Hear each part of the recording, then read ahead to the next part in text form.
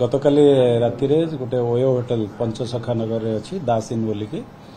से OYO hotel Chhatru जड़े युवती गली पड़ते तो तांकर मृत्यु होता और मेडिकल शिफ्ट कराइला एम्स रे बर्तमान शव अच्छी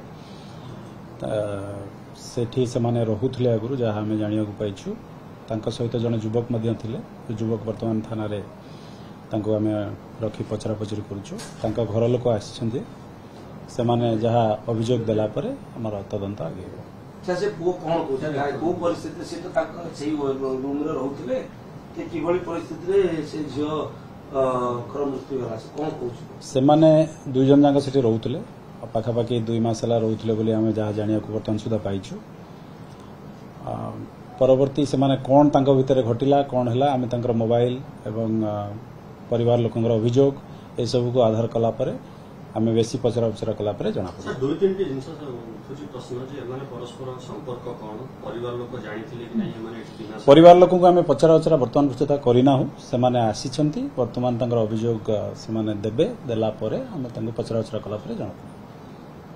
पड़े सीसीटीवी फुटेज जांच होउची एवं तादरे आम अधिक बेसी जांच कला जना पड़ो घटना आम से पचरा उचरा करूँ एपर्यंत अभियोग से देना देले आम पचरा उचरा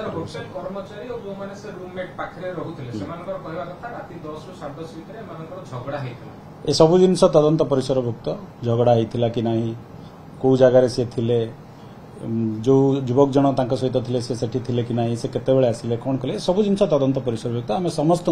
होटेल स्टाफ से युवक परिवार लोक जो माने घटना विषय आमको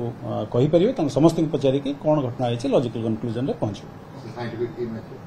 हाँ साइंटिफिक टीम डका होइछि से घटनास्थल परिदर्शन करिबो।